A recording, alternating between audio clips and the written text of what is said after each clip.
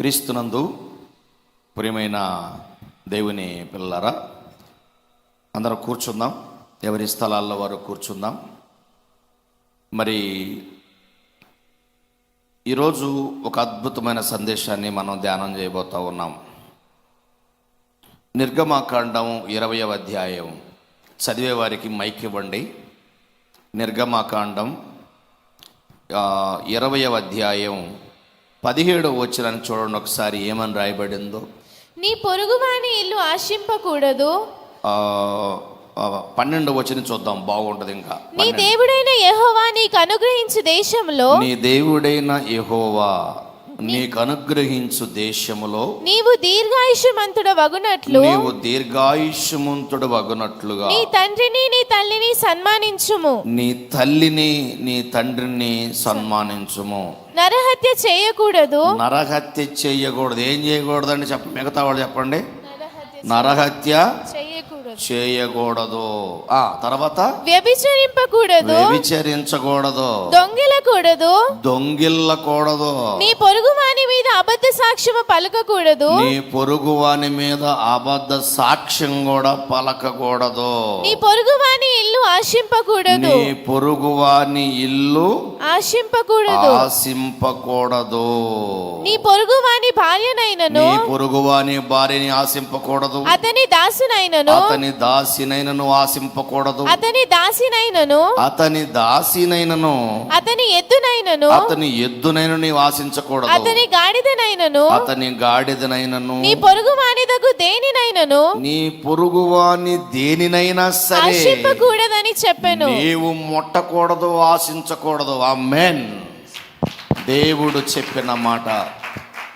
పొరుగువానిది ఏది కూడా ఆశించకూడదని పరిశుద్ధ గ్రంథములో రాయబడి ఉంది. యేసుక్రీస్తు ప్రభుల వారు చెప్పిన మాట మత్తయి సువార్త 6వ అధ్యాయములో ఏమని సమాజాన్ని చెప్తున్నాడో వ్యభిచారాన్ని గురించి చూడండి ఒకసారి.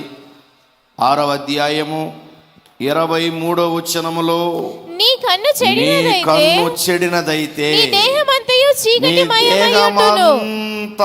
నీ దేహమంతా, ఆమేన్, దేహమంతా, నీ దేహమంతా చీకటిమయమైపోతుంది. దేహమంతా ఏమైపోతుంది? ఆర్జికర్ మెడికల్ కాలేజీలో ఏం జరిగింది తెలుసా? కలకత్తా ఒక మహాపట్టణంలో ఆర్జికర్ అనే ఒక హాస్పిటల్, పెద్ద మెడికల్ కాలేజీలో జరిగినటువంటి సంఘటన యావత్తు ప్రపంచానికి తెలుసు. ప్రపంచ యావత్తు కూడా కలకలం రేపింది. ఒక కలకత్తా రాష్ట్రమే కాదు, ప్రపంచ దేశాల్లో కూడా ఒక జూనియర్ డాక్టర్ గారిని ఏం చేశారో, ఎలా మానభంగం చేశారో, ఎలా రేప్ చేశారో, ఎంత ఘోరంగా ఆ బిడ్డని అన్యాయం చేశారో. ఆ బిడ్డకి లేత మొక్కలా ఎదుగుతున్న ఆమె 31 సంవత్సరం వయసున్నటువంటి ఆ జూనియర్ డాక్టర్ గారిని ఏం జరిగిందో తెలుసా? ఆర్జికర్ అనే హాస్పిటల్లో 36 గంటల డ్యూటీ చేసి ఆమె సెమినరీ గదిలోకి వెళ్ళి పడుకుంది అని మొదట న్యూస్లో చెప్పారు. అంటే రోజు రోజుకి న్యూస్ మారిపోతుంది. మొదట ఏం చెప్పారు? ఆమె సెమినరీ గదిలోకి వెళ్ళి పడుకుంది. ఆ పడుకున్నప్పుడు అనుకోకుండా ఎవరు వచ్చారట? ఆ పడుకున్నప్పుడు అక్కడికి సంజయ్ రాయ్. పేరు చూడు ఎంత బాగుందో, సంజయ్ రాయ్. పేరు చాలా ముద్దుగా ఉంది, కానీ వీడొక రాక్షసుడు. అది నేను అంటలేదు, నేను అన్నాను గొప్పకండి. చూడండి, ఈరోజు యూట్యూబ్లో ఒక్కొక్క వీడియో కింద మీరు ఆ కామెంట్స్ చూస్తుంటే ఇదంతా మీకు తెలిసిన విషయం కాబట్టి చెప్పనవసరం. ఈ సంజయ్ రాయ్ అనేవాడు ఆ సెమినరీ గది ఎక్కడ ఉంటుందో తెలుసా? 4th ఫ్లోర్ పైన ఉంటుంది. ఆ సెమినరీ గదిలో ఉన్నటువంటి ఆలసిపోయి ఉన్న ఆ అమ్మాయి దగ్గరికి వెళ్ళి ఆమెని అత్యాచారం చేసి చంపేశాడు. పోస్ట్ మార్టంలో తేలిన విషయం ఏంటో తెలుసా? ఆమె కళ్ళజోడు పగిలిపోయి ఆ కళ్ళద్దాలు కంట్లో గుచ్చుకొని ముక్కులో నుంచి, నోట్లో నుంచి, కళ్ళల్లో నుంచి, చెవుల్లో నుంచి, అలాగే ప్రైవేట్ పార్ట్స్లో నుంచి బ్లడ్ వస్తూ ఉంది. ఆమె ఆ మెడ భాగంలో కూడా లోపల ఉన్న ఎముక ఇరిగిపోయిందంట. అయితే అత్యాచారం చేసి చంపేశారు. అసలు ఇది ఎలా జరిగింది ఏందనంటే, ఈ సంజయ్ రాయ్ అనేవాడు ముందుకొచ్చి నేనే చంపేశా, ఏం చేసుకుంటారో చేసుకోండి, ఉరి తీసుకోండి అంటున్నాడు. ఒక పక్క ఆ జూనియర్ డాక్టర్ గారి దేహం పైన, శరీరం పైన ఉన్నటువంటి ఆ గాయాలు చూస్తుంటే ఈడొక్కడే ఆమెని పాడు చేసినట్టు లేడు, దీని వెనక ఏదో మొత్తం గ్యాంగ్ రేప్ జరిగింది అని చెప్పేసి తీరా ఇంట్రాకేషన్ ప్రారంభించి చూస్తే అది భయంకరంగా గ్యాంగ్ రేప్. అసలు ఏం జరిగిందో తెలుసా? ఈ అమ్మాయిని సెమినర్ గదిలోనే రేప్ చేసి చంపేశారని చాలామంది అన్నారు మొన్నటి వరకు. రాత్రికి రాత్రి వచ్చిన న్యూస్ ఏంది అంటే, అసలు అట్ట కాదు, వేరే చోట అందరు కలిసి గ్యాంగ్ రేప్ చేసి బలవంతంగా ఆమెను ఇబ్బంది పెట్టి మానభంగం చేసి 36 గంటల డ్యూటీ చేసి అలసిపోయి ఉన్నటువంటి ఆ బిడ్డని, కారణం ఏంటంటే సందీప్ ఘోష్ అనేవాడు దీని ముఖ్య కారకుడని రాత్రే తెలుస్తుంది ఈ విషయం కూడా. సందీప్ ఘోష్ వీడు ఒక రాక్షసుడు, చూడటానికి చాలా ముద్దుగా ఉన్నాడు కానీ భయంకరమైన రాక్షసుడని ఈరోజు ప్రపంచంలో మరి గోలగోలగా చెప్పుకుంటూ ఉన్నారు. ఈ సంజయ్ రాయ్ అనేవాడు ఆ యొక్క ఆర్జికర్ అనే మెడికల్ కాలేజీ అండ్ హాస్పిటల్ కూడా, ఆ హాస్పిటల్లో భయంకరంగా పెద్ద ఇల్లీగల్ దందా నడుస్తుందని అక్కడ సమాచారం అందింది. ఆడ ఏం జరుగుతుందో తెలుసా? అక్కడ భయంకరమైనటువంటి కార్యక్రమాలు జరుగుతూ ఉన్నాయి. ఈ విషయాలు ఎక్కడ బయట పెడుతుందోనని ఈ జూనియర్ డాక్టర్ని తప్పకుండా హతమార్చాలని ప్రయత్నం చేశారు. నిండు ప్రాణాలని బలిగొన్నారు, బలి తీసుకున్నారు, పొట్టన పెట్టుకున్నారు. ఆ బిడ్డని అత్యాచారం చేసి చంపేశారు. దీని వెనక మెయిన్ పాత్ర వీడే, సందీప్ ఘోష్ అనేవాడు మెయిన్. కానీ మొదటి ముద్దాయిగా, మొదటి నేరస్తుడిగా చూపించింది ఎవరో తెలుసా? వీడే, సంజయ్ రాయ్. కానీ సందీప్ ఘోష్ అనేవాడు దీని ముఖ్య కారకుడు వీడు. అసలు వీడు చేసిన అగత్యాయాలు చూస్తుంటే అసలు 2016లో కూడా ఆ హాస్పిటల్లో పనిచేసి ఒక ప్రొఫెసర్ యొక్క ఆ శవం కుళ్ళిపోయి తన ఇంట్లో ఉందంట. ఆ హాస్పిటల్లో పనిచేసే ఆయన ఇది 2016లో ఇది రాకుండా తన యొక్క అవయవాలను కూడా బ్లాక్ మార్కెట్లో అమ్ముకున్నారు. అంత మాత్రమే కాదు, సౌమిత్ర దాస్ అని ఒక స్టూడెంట్ ఆ కాలేజీలోనే ఉరి పోసుకొని చనిపోయాడు అని చెప్పేసి దాన్ని ఆత్మహత్యగా చిత్రీకరించారు. అంటే ఈ హాస్పిటల్కి ఉన్న గుణం ఏంటంటే, వారే కావాలని అవయవాల కొరకు చంపేసి, అంటే ఆర్గన్స్ అంటే అవయవాలన్నీ కూడా పార్ట్లుగా అవయవాలను భాగాలు తీసి కోట్ల రూపాయలకి బ్లాక్లో అమ్ముకుంటూ ఎవరు చనిపోయినా సరే వాళ్ళు చంపేసి, అది హత్య కాదు ఆత్మహత్య అని చెప్తున్నాడు. ఎవరైనా ఈ విషయాన్ని బయట పెడితే మాత్రం వాళ్ళకి ఉంది ఖచ్చితంగా. ఈడ జరుగుతున్న ఘోరాలు ఎవరు చెప్పకూడదు. 2023 సంవత్సరం ఆగస్టు నెలలో ఒక మహిళ ఆర్గన్స్తో ప్రాబ్లంతో బాధపడుతూ ఉంటే బతికుండగానే చంపేసి అవయవాలు అమ్ముకున్నారట. ఈరోజు కొత్త న్యూస్, ఇవన్నీ కూడా న్యూస్లో చెప్తా ఉన్నారండి. కొత్త విషయాలు వెలుగులోకి వస్తూ ఉన్నాయి. వింటుంటే మతిపోతుంది. దారుణం అంటున్నారు, ఈరోజు దారుణం అంటున్నారు. అంత మాత్రమే కాదు, ఆ మెడికల్ కాలేజీలో సెక్స్ రాకెట్ నడుస్తుందంట. అంటే సెక్స్ సినిమాలు తీస్తున్నారంట, రికార్డింగ్ చేస్తున్నారంట. ఎంత ఘోరమండి! ఎంత పెద్ద హాస్పిటల్లో, ఒక ఆర్జికర్ అని పెద్ద హాస్పిటల్, మెడికల్ కాలేజ్ అండ్ హాస్పిటల్లో సెక్స్ రాకెట్ నడుస్తుంది. అంత మాత్రమే కాదు, డ్రగ్స్ మాఫియా కూడా. ఏంటండి ఈ అవయవాల రవాణా సంస్థ, డ్రగ్స్ మాఫియా ఈ సెక్స్ రాకెట్లు, ఈ కార్యక్రమాలు జరుగుతుంటే ఒక్కడ ఆ బెంగాల్ ముఖ్యమంత్రి, ఆ పశ్చిమ బెంగాల్ ప్రాంతంలో ముఖ్యమంత్రిగా సీఎంగా ఉన్న ఏ పార్టీ ఏంటంటే మమతా బెనర్జీ గారు పట్టించుకోలేదని ఈరోజు న్యూస్ చెప్పుకుంటుంది. ఒక ఆడదే మరో ఆడదాన్ని ఉసురు పోసుకుందని ఈరోజు కామెంట్ చూస్తుంటే బాధేస్తూ ఉంది. అసలు ఆ కామెంట్స్ మీరు చూస్తే ఎంత ఘోరంగా ఉన్నాయంటే యూట్యూబ్లో భయంకరంగా ఉన్నాయి. మొత్తానికైతే మాత్రం ఈ హాస్పిటల్లో జరుగుతున్న ఈ విషయాలన్నీ ఈ డాక్టర్, ఈ జూనియర్ డాక్టర్ 31 సంవత్సరాల వయసు ఉన్న ఈ బిడ్డ బయట పెడుతుందేమో అని చెప్పేసి ఆమెను హతమార్చారు, రేప్ చేశారు, బలవంతకరం చేసి చంపేశారు. ఆల్రెడీ వార్తల్లో ఏమొచ్చిందో తెలుసా?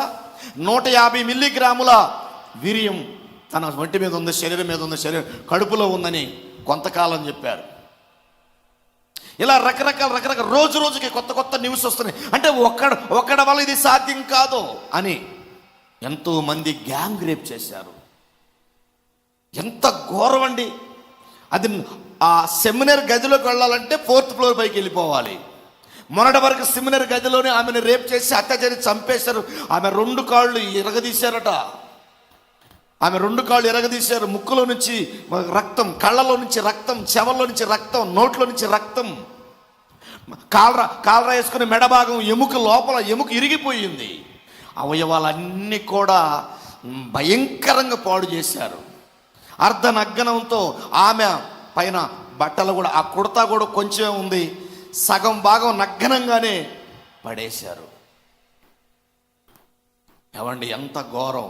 ఒక హాస్పిటల్లో ఎంతోమంది రోగులు దేవుడు తర్వాత దేవుడని నమ్మి ఈరోజు దేవుడు తర్వాత దేవుడని వస్తారు. కానీ ఈ సందీప్ ఘోష్ అనేవాడు ఎంత క్రూరుడు, ఎంత మృగమాన! యూట్యూబ్లో అంటారు అసలు వాడిని మృగమాన బాకండి, వాడు ఒక రాక్షసి అంటున్నారండి కామెంట్స్ చూస్తుంటే.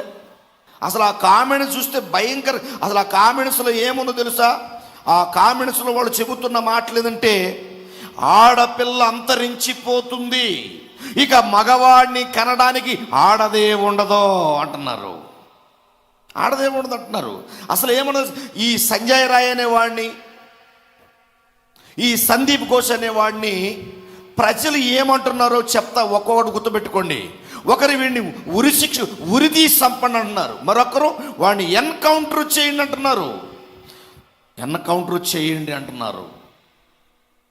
ఆ అమ్మాయికి ఇలా జరిగింది కాబట్టి అంతకి 10 రెట్లు అధికంగా బ్రతికి ఉన్నప్పుడే వాడి కాళ్ళు, వాడి చేతులు నరికి, వాడి మర్మాంగాలు నరికి రోడ్డు మీద పడవేసి వాడు ఒక్కసారిగా సావకూడదు. ఇలా ఎంతమంది ఆడబిడ్డలు బలైపోతున్నారు. ఈరోజు ఈ వార్త వింటున్నప్పుడు కొంతమంది ఏమి రాశారు తెలుసా? అసలు ఆ విషయాలు వింటున్నప్పుడు నిద్ర పట్టడం లేదు, ఒళ్ళు గగ్గురు పొడుచుదంట.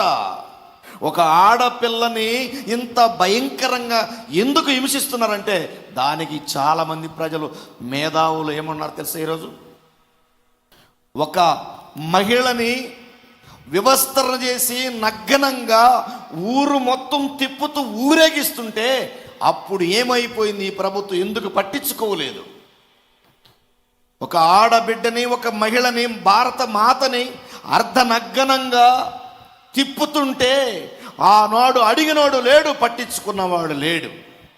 ఈరోజు కఠినమైనటువంటి శిక్ష అమలు కాకపోయేటప్పటికీ అభయ చట్టం, ఉభయ చట్టాలని పేరు పెట్టుకొని ముందుకు వెళుతున్నారు తప్ప భయపడ్డవాడు ఎవడు లేడు.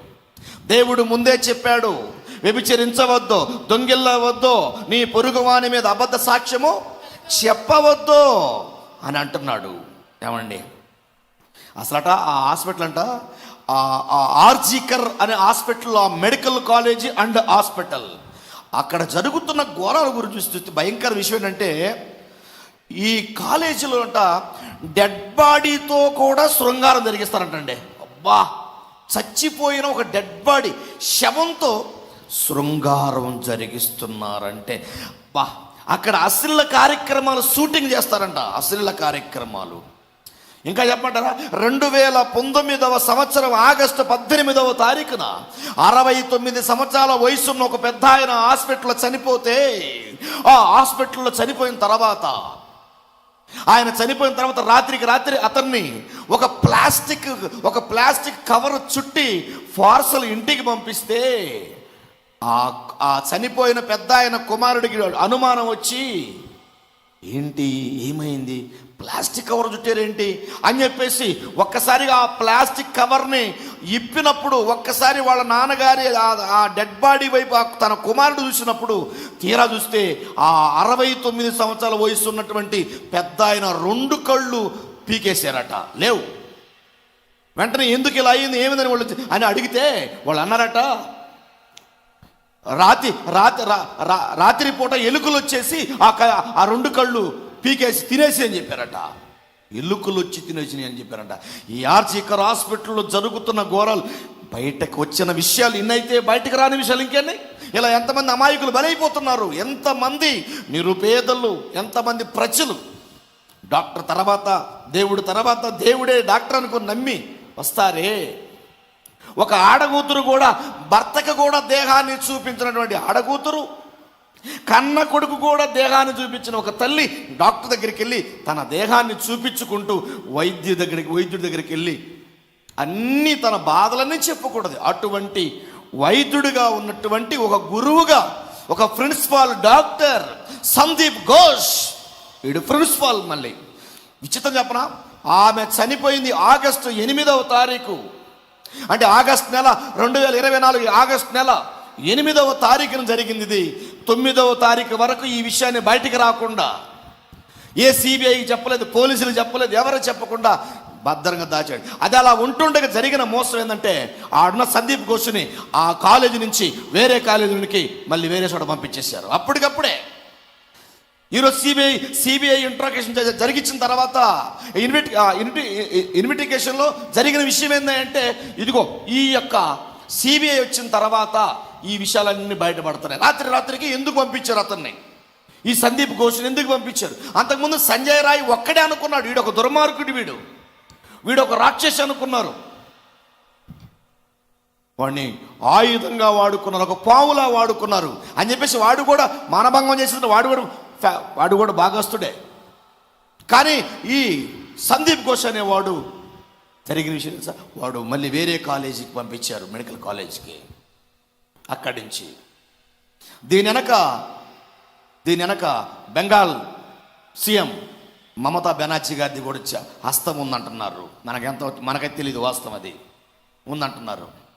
విచిత్రం ఏంటంటే, ఎక్కడైతే ఆ 31 సంవత్సరాల వయసులో జూనియర్ డాక్టర్ గారు చంపేశారో ఆ చనిపోయి ఉన్నటువంటి ప్లేస్ కొని ఆ గోడల మొత్తం కూడా కూలగొట్టారు అప్పటికప్పుడే 2 రోజుల్లోనే. ఇంకా పోస్ట్ మార్టం ఆమె ఇంకా పూర్తిగా అసలు ఆ ఇంట్రాగేషన్ పూర్తిగా క్లియర్ కాకముందే ఆడ పనులు మొదలుపెట్టినప్పుడు సిబిఐ వచ్చిన తర్వాత ఈ నిజాలన్నీ బయటకు వచ్చినాయి. ఈ సెక్స్ రాకెట్ ఏంటి, ఈ డ్రగ్స్ మాఫియా ఏంటి, ఈ ఆర్గన్స్ మాఫియా ఏంటి, అవయవాలు అమ్ముకుంటారట. అవయవాలు కనీసం పర్మిషన్ లేకుండా. చూడు, ఆ పెద్ద ఆయనకి 69 సంవత్సరాల వయసులో, అంటే ఈరోజు ఈ జూనియర్ డాక్టర్ ఒక విషయంలో సిబిఐ పని పూనుకుంది. ఇవన్నీ బయటపడుతున్నాయి, ఇంకా బయటపడనివి ఇంకెన్నున్నాయో. అందుకే దేవుడు ముందే చెప్పాడు, నరహత్య చేయవద్దు, దొంగిల్లవద్దు. ఏమన్నాడు? దొంగిల్లవద్దు. ఏమన్నాడు? వ్యభిచరించవద్దు, దొంగిల్లవద్దు, నీ పొరుగువాని మీద అబద్ధ సాక్ష్యం పలకవద్దు అన్నాడు. నీ పొరుగువాని ఇల్లు ఆశించవద్దు, నీ పొరుగువాని భార్యను ఆశించవద్దు, దాసినైన ఆశించవద్దు, దాసినైనను అతని ఎద్దునైనను అతని గాడిదనైనను. ఇది నిర్గమాకాండం 20వ అధ్యాయము 12వ వచనం నుంచి 17 వచనాలు రాయబడింది. ప్రియమైన దేవుని పిల్లలారా, ఇలాంటి విషయాలు జరుగుతుంటే చాలా బాధేస్తూ ఉంది. అందుకే ప్రియమైన దేవుని పిల్లరా, ఇప్పుడు ఇవన్నీ కూడా సిబిఐ ఇచ్చిన తర్వాత బయటపడ్డాయి. అందుకే డబ్బు కోసం దోషులు దరుపున ఈరోజు ఈరోజు దోషులు నిర్దోషులుగా పరిగణిస్తున్నటువంటి లాయర్లు, జడ్జీలు, రాజకీయ నాయకులు ఉన్నంత వరకు ఆడపిల్లకి న్యాయం జరగదని ఈరోజు ప్రపంచం అంతా గోల పెడతా ఉన్నారు ప్రేమైన దేవుని పిల్లలారా. అందుకే ప్రేమనేది రాను రాను ఆడపిల్ల అంతరించిపోతుందేమో అంటున్నారు. అసలు మగవాణ్ణి కనడానికి ఆడదే ఉండదేమో అంటున్నారు. అందుకే ప్రియా దేవుని పిల్లరా, సమాజంలో జాగ్రత్తగా ఉండాలి, చాలా జాగ్రత్తగా ఉండాలి. అరణ్యంలో మృగం కంటే కూడా ఘోరంగా ఈరోజు మనిషి మారిపోయాడు. అందుకే ఈ సమాజంలో జరుగుతున్న విషయాల బట్టి యేసుక్రీస్తు ప్రభువు చెప్పిన మాట ఒక్క మాట చెప్పేసుకొని ముగిచేసుకుందాం. మత్తయి సువార్తలో 6:23 నీ కన్ను చెడినదైతే నీ దేహమంతయు చీకటమయమైపోతుంది అన్నాడు. చీకటమయమైపోతుంది అన్నాడు. ఇర్మియా గ్రంథంలో రాసిన మాట మీరు చూస్తే, ఇర్మియా గ్రంథం 5వ అధ్యాయాలను మీరు చూడండి. అద్భుతమైన మాట 8వ వచనంలో ఆయన చెప్పిన మాట. ఇర్మియా గ్రంథం 5వ అధ్యాయం 8వ వచనం, బాగుగా బలిసిన గుర్రమలే ప్రతివాడు ఇటు అటు తిరుగుచు తన పొరుగువాని భార్య వెంబడి సకిలించుచు అట్టి కార్యములను బట్టి నేను దండింపకుందునా అట్టి జనము మీద నా కోపము తీర్చుకున్నాడు దేవుడు. ఇప్పుడు చాలు, తీర్చుకున్నాడు. ఇప్పుడు సందీప్ ఘోష్ విషయంలో కానీ, సంజయ్ రాయ్ విషయంలో కానీ, ఇంకా దీని మీద ఎంతమంది ఉన్నారు. ఆడంట ఆ హాస్పిటల్ అంట, ఆర్జికర్ అనే హాస్పిటల్లో ఈరోజు సిబిఐ చేపట్టిన తర్వాత అక్కడ పనిచేస్తున్న సొంత డాక్టర్లే 13 మంది డాక్టర్లే ఈరోజు సిబిఐకి సాక్ష్యం ఇచ్చారంట. అవునయ్యా, ఇవి జరుగుతుంది. Drugs mafia, rocket, sex racket జరుగుతుంది ఇక్కడ. ఆర్గన్స్ ఇవన్నీ అమ్ముకుంటారు అవయవాలు పర్మిషన్ లేకుండా. ఎంత ఘోరం అండి. ఒక హాస్పిటల్లో జరుగుతుందంటే ఒక్క విషయమే, ఆర్జికర్ హాస్పిటల్ ఎలుగులోకి వస్తే ఇలాంటి హాస్పిటల్ ఇంకా దేశంలో ఎన్ని ఉన్నాయి. ఇలాంటి మూర్ఖులని ఏం చేస్తే పాపం చెప్పండి. అందుకే దేవుడు విడిచిపెట్టడు. పాపం పరిపక్వమైతే, దురాశ గర్భము ధరించి పాపం కనుక పాపం మరణానికి అంటుందంట. వదిలిపెట్టడ దేవుడు. ఖచ్చితంగా ఆ బిడ్డకి న్యాయం జరిగింది. అందుకే చూడు, దేశవ్యాప్తంగా ఈరోజు యువతరం కదిలింది. ప్రతి రాష్ట్రంలో కూడా యువతరం కదిలింది. అనేక మంది ధర్నాలు చేస్తున్నారు, సమ్మెలు చేస్తున్నారు. ఎందుకు ఈరోజు అంటే, ఇదిగో ఆడపిల్ల బలైపోతుంది. ఈ ప్రపంచానికి అసలు ఈ ఆగస్టు నెల 8వ తారీఖు ఈ 2024 ఈ 9వ తారీఖుని ఆర్ఆర్గా గుర్తించారట. ఆడ భయంకరంగా ఒక ఉన్నతంగా ఆ దినాన్ని గుర్తించారట. ఇది భయంకరమైన దినం.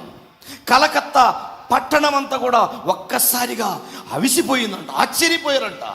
ఒక పక్క చూస్తే ఆ మెడికల్ కాలేజీలో అది అండ్ హాస్పిటల్గా ఉంది కాబట్టి ఎంతోమంది రోగులు ఉన్నారంట. ఒక పక్క ఇక్కడ చూస్తేనేమో ఆ బిడ్డ శవంలా పడిపోయింది ఆ డాక్టర్.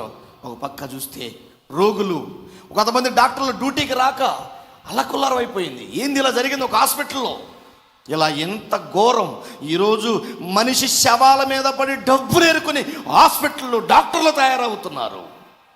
ఈ అన్యాయస్తుల తరపున మాట్లాడేవాళ్ళు ఎంతోమంది. ఈరోజు సుప్రీంకోర్టు న్యాయమూర్తి చంద్రచూడ్ గారు కనుక జోక్యం చేసుకోకపోతే ఈ విషయం వెలుగులోకి వచ్చే కాదు. నిజంగా చంద్రచూడ్ మరి జడ్జి ప్రధాన న్యాయమూర్తిగా ఉన్నటువంటి చంద్రచూడ్ గారికి నా హృదయపూర్వకంగా నేను అభినందనలు తెలియజేస్తూ మీ అందరి ఆనందాన్ని గట్టిగా ఒకసారి వ్యక్తం చేద్దాం.